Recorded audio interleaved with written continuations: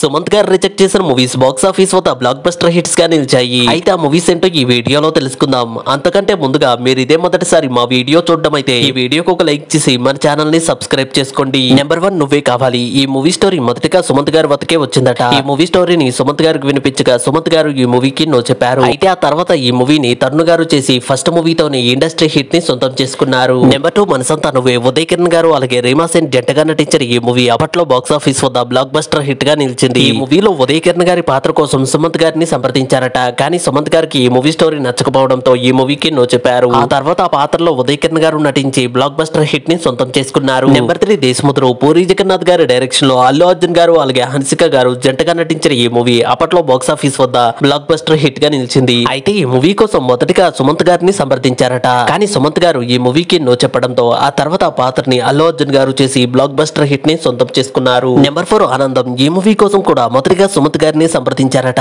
ఈ మూవీ స్టోరీని సుమంత్ గారికి వినిపించగా సుమంత్ గారు ఈ మూవీ కూడా నో చెప్పారు. ఆ తర్వాత ఆ పాత్రని ఆకాష్ గారు చేయగా ఈ మూవీ బాక్స్ ఆఫీస్ వద్ద బ్లాక్ బస్టర్ హిట్ గా నిలిచింది. ఏది ఏమైతేనే సుమంత్ గారు రిజెక్ట్ చేసిన మూవీస్ వేరే హీరోలకు మాత్రం బాగా కలిసి వచ్చింది. ఈ వీడియోకి ఒక లైక్ చేసి సుమంత్ గారి మూవీస్ లో మీకు ఇష్టమైన మూవీ ఏంటో కామెంట్ చేయండి. అలాగే వెళ్తూ మన ఛానల్ ని కూడా సబ్స్క్రైబ్ చేసుకోండి.